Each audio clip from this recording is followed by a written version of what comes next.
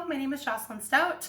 I'm 22 years old and I'm a transgender woman from El Paso, Texas, and I'll be auditioning for the roles of construction worker emoji and interface emoji on the Emojiland national tour.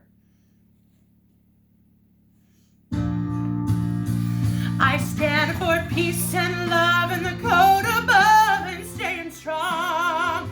I stand for grit and sweat and I don't forget what's right and what's wrong. If you want to get tough, I can handle rough. I got the hardest out of town, but I ain't gonna take this sitting down.